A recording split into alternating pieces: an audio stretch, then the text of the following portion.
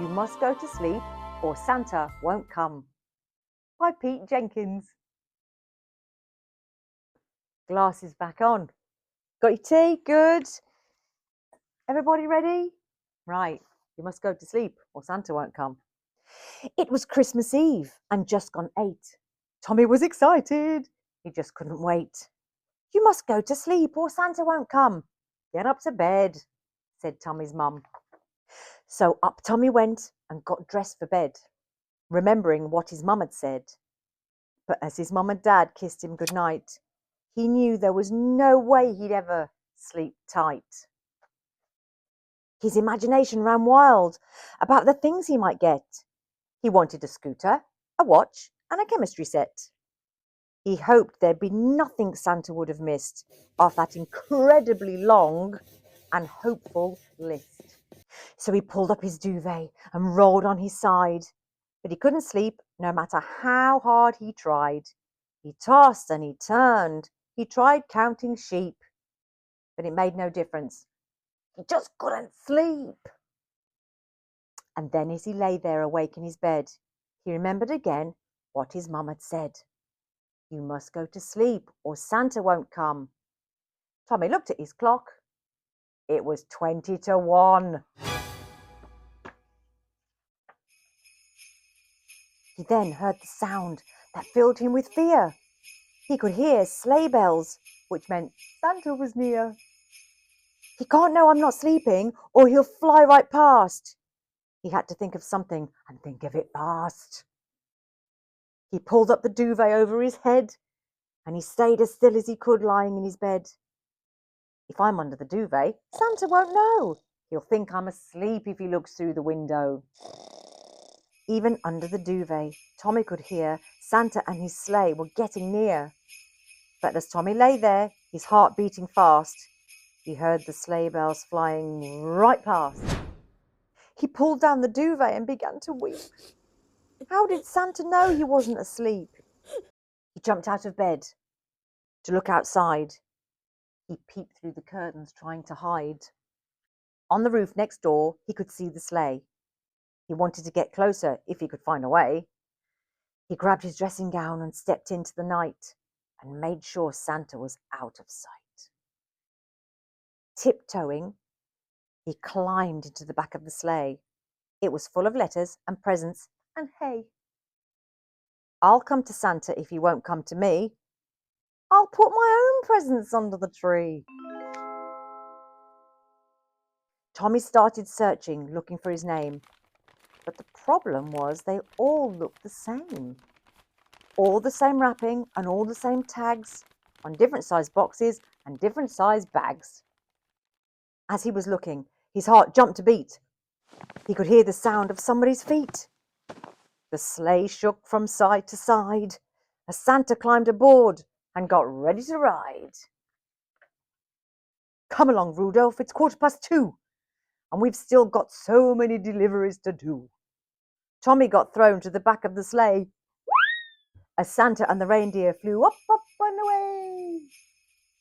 Oh no, Tommy thought, as his mind filled with dread. I should have stayed at home snuggled in my bed. He pulled himself up to look over the side. What he saw below made his eyes open wide. He looked once, then looked again. He could see the Eiffel Tower and the River Seine. Tommy realised he was flying all around the world, delivering the presents to all the boys and girls. There's the Colosseum. We're flying over Rome. That meant Tommy was thousands of miles from home. They took a sharp left and flew over China. Tommy looked up and he could see Ursa Minor. Tommy looked down. Surely it couldn't be. He knew that building. They were flying over Sydney. Flying over the bush, he could see kangaroos racing.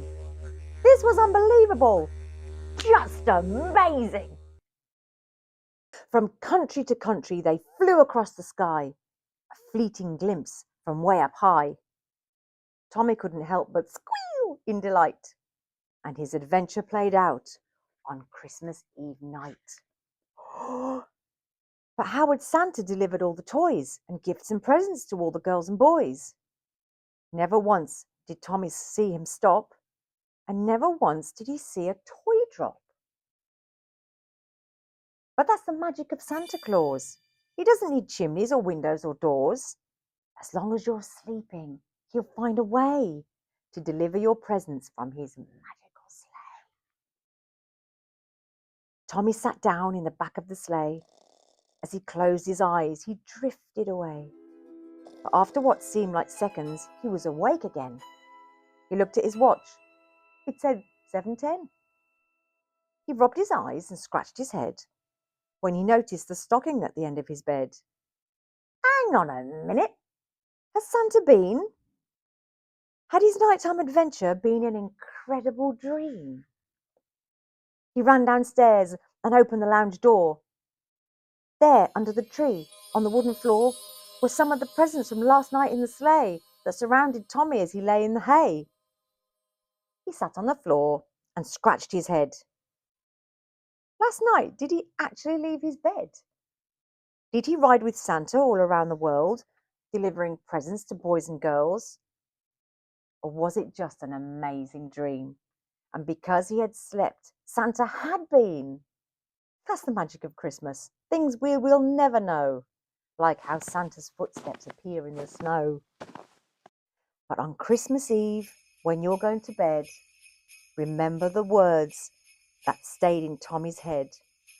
Listen to your dad and listen to your mum. You must go to sleep or Santa won't come. Ah, what a lovely book. Go sleep.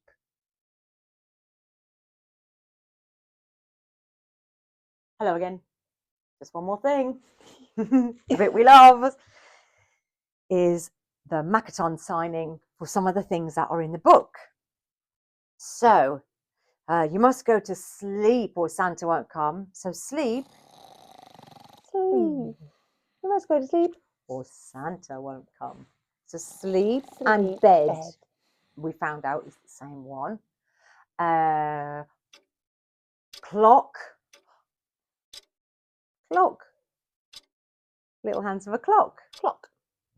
My favourite one, I love, presents. There's your little bow on the top. Oh. So you've got the side of the box and the top. Presents. That's a nice one. That's a good one. And whether sleigh. Sleigh. I like that one too. I like that one. Yay, brilliant. So there you go. Hope you enjoyed this story. Thank you very much to Pete Jenkins for permission to read your book. Now go to bed. Go to bed or Santa won't come. Oh. No, she's off.